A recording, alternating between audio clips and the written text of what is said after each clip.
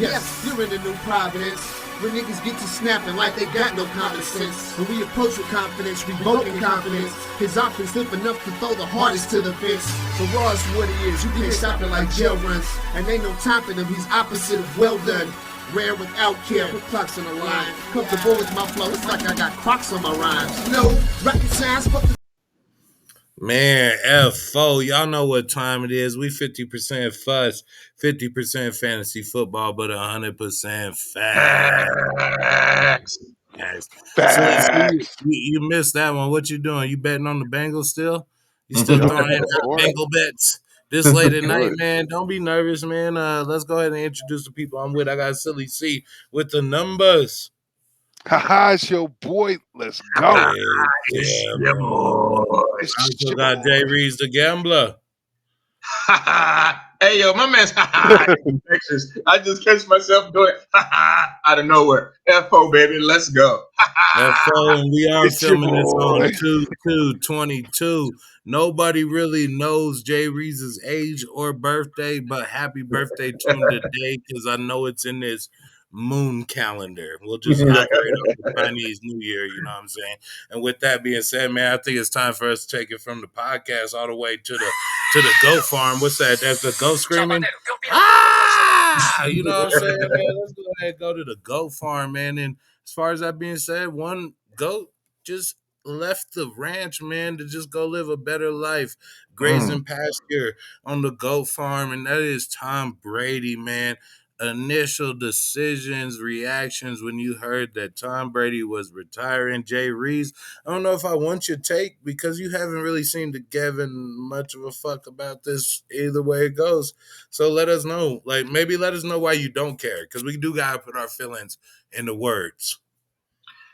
The number one reason why I don't care is because I don't really care to see Tom Brady win another Super Bowl. It's like, look, man, he is the greatest of all time, but he kicked the Broncos' teeth in for years, stopped my man LaDainian Tomlinson from getting the chip multiple times. Listen, man, the dude is great, and he is one of the best, like we say, greatest of all time. I think he's the best to ever touch the football. But can I ask you guys this question? Is he the greatest over all platforms? I'm talking basketball, football, baseball, hockey. Would you call him the greatest athlete ever? I don't know, man. Silly C, touch on that. Oh, man. I don't know if I could call him the greatest athlete ever. Who else got 7 rings, nigga? Who else got 7 rings? But nobody. Michael Phelps with gold medals. I mean, Tiger Woods with his freaking green coats and, little World PGA Tour thingies. But with that being said, man, I don't know. Tom Brady is definitely top 3, probably all time ever. Easy. Tom Brady, man, like all the way GOAT personified, man. The thing that I respected most about him is he never tried to be like relatable. Like Peyton would be like, yo, I drive Buicks. Like my big ass drives Buicks. I eat McDonald's and shit. I got man titties, man. I'm just like the people that watch the Fuss Network podcast and the people that host the Fuss Network podcast. I mean, if I was talking about it. But I'm just like these people. Tom Brady was like, nah, B. I eat avocado ice cream. I fuck supermodels, bro. I wear Ugg boots. Like, get like me. Like, fuck how y'all doing out there. I don't want to be like the regular dude. And unlike some of the people that Silly C mentioned, like Phelps and Tiger Woods, I don't feel like they necessarily went out under their own terms. But much like Tom has controlled every narrative throughout his career, I believe he controlled the ending of it, and he's going out on his own terms. He's never going to play a game where he looks terrible. He did it against the Titans a while ago, but he won a Super Bowl since then, so nobody remembers that. Yeah, I brought it up, but nobody else remembers that, and it's just us two here. Jay Reeves, what do you think? Man, that's crazy that you say that, man, because he did go out on his own terms, man. Like, his arm wasn't blown out like Big Ben. His neck wasn't cracked up like Peyton Manning. And like those two characters just fizzled out at the end. To go out on top, setting some records with the passing yards, I want to say this year, man. Like, he had the most passing yards. I think he had the most passing yards per game. He won a playoff game like handily, man. Like he did his thing to go out. Like I kind of like it, man. I kind of like going out like that and not looking like Ben Roethlisberger or Peyton Manning, man, because that was just sad to see when those dudes went out, man. So Tom Brady did the right thing. He went out on top. That's two names that you bring up, you know what I'm saying, that like who have to have great reverence for this player, Tom Brady, because they extended their legacy. This era could not end until Tom Brady retired, so it extended the Phillip Rivers, the Ben Roethlisberger, the Drew Brees, the Peyton Manning, Eli Manning. It extended their relevancy in it, you know, because you can't tell the Tom Brady story without all of their stories. And now, you know, everything Tom Brady's done is now just, you know, part of NFL lore. Anybody got any final thoughts on Tom Brady, or can we move on to, you know, the good white man to the man. to the black dude? To the black dude.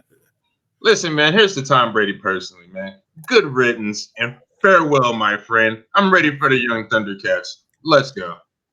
Tom Brady, you run a real challenge. Go to Jay Reese's second team, Chicago Bears, and win a ring for them. Throw for over 3,500 for them. That's an accomplishment. Silly C. Well, he also posted on his on Lamar Jackson's response, you know, you're next. So I thought that was pretty cool of him. Oh, wow. And very humble. So yeah. My boy LJ got me upright. Yeah, man, and that's one thing. That's one thing that he probably appreciated, somebody with that. Oh shit! I done let off the goat sound effects again. That's that's one thing he got to appreciate, is somebody with raw athletic ability, recognizing somebody that can't really do their job. I just said all that to segue us perfectly into our next topic. Does your race play an impact on the role of your ability to do your job? We're seeing a lot of black head coaches without a job. There is less black head coaches today at one, Mike Tomlin, than there was when the Rooney Rule was implicated.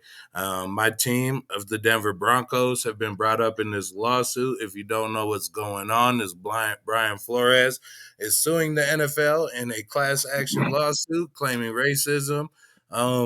Initial response, Silly C?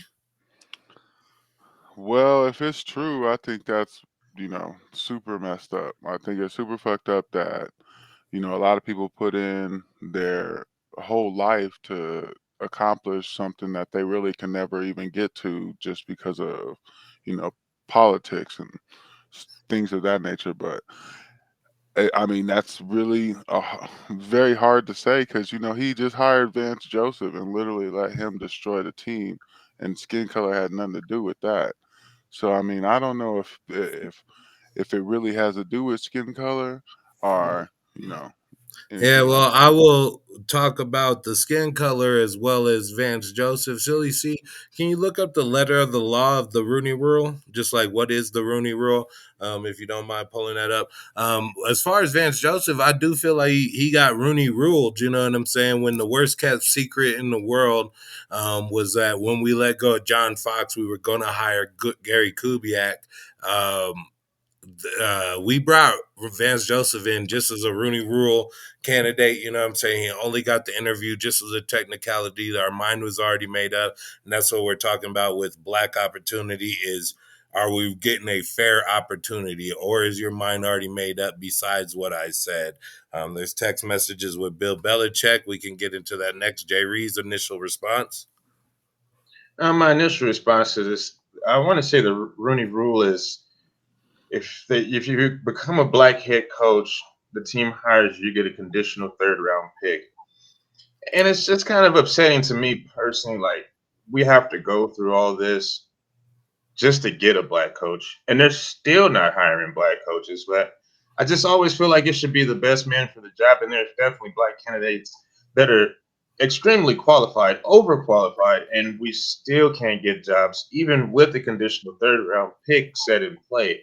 I just really don't feel like we have to go out of our way to like force the issue. But even when it's being forced, they still looking the other way. Yeah, Cody, summarize the Rooney Rule for us. It's an NFL policy that requires league teams to interview ethnic and minority candidate head coaches for senior jobs, and they must have an interviewing quota, and it was established in 2003. So they have a certain amount of people they have to interview, and yeah, it has to be ethnic and minority candidates. Yeah, well, this is February 2nd, 22, and Brian Flores went on a little media tour, so there's details to be added. But let me read this text exchange between Bill Belichick and Brian Flores, and you guys let me know if he should have felt like he had a fair shot going into the New York job interview. There was Belichick, sounds like you have landed. Congrats. Flores, did you hear something I didn't? Belichick, Giants, question mark. Exclamation mark, question mark. Flores, I interview on Thursday. Flores, I think I have a shot at it. Belichick, got it. I hear from Buffalo and NYG that you are their guy. Hope it works out for you. Flores, that's definitely what I want. I hope you're right, coach. Thank you. Flores also commented back, Coach, are you talking about Brian Flores or Brian Dable? Just making sure. Sorry, Bill Belichick replied, sorry, I fucked this up. I double checked. I misread the text. I think they're naming DeBall. Sorry to hear about that, Bill Belichick. Thanks, Bill.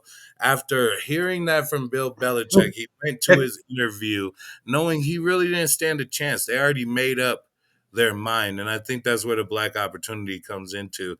Like, is it if you've already made up your mind or whatever, and I understand people can like have their procedures, but is it a fair shot? Is it a fair opportunity, Jay Reese? No, Not at because all.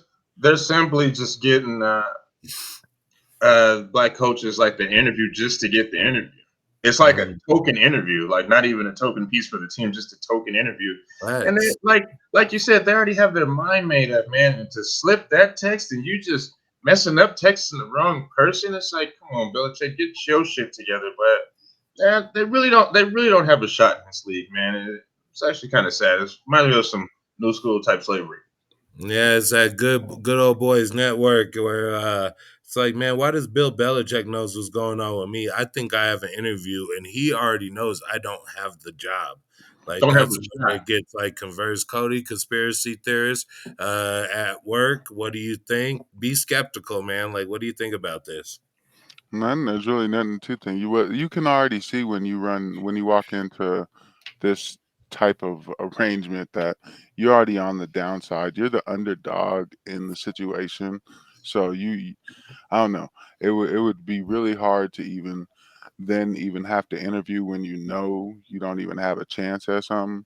Mhm. And to be told that you don't have a chance at something before you even interview, I mean that is just complete heartbreak. It's embarrassing. It's Yeah. embarrassing. Like, how do you know I don't have a shot? I don't even know I don't have a shot. Like, what if I go in there and spill ketchup on my shirt? What if I order the wrong thing? Like, what if I don't like? What if I can't even fuck it up for myself? And I think that's where the opportunity comes through. Mhm. Quick fire question: Stephen Ross offering. We'll just fill in the blank. Stephen Ross offering, oh boy, $100,000 to lose games. Each game he lost is blank. Jay Reese. Each game he lost sounds like a win for his pockets. Like straight, I'm gonna tell you straight up, Ward. You pay me $100,000 to lose games, man. We gonna go 17-0 real quick. Silly, 0-17. All right, Silly Yeah, C. that's, you know what I mean. Silly Oh, C. and 17, real quick. Stephen Roth offering him $100,000 to lose game is blank.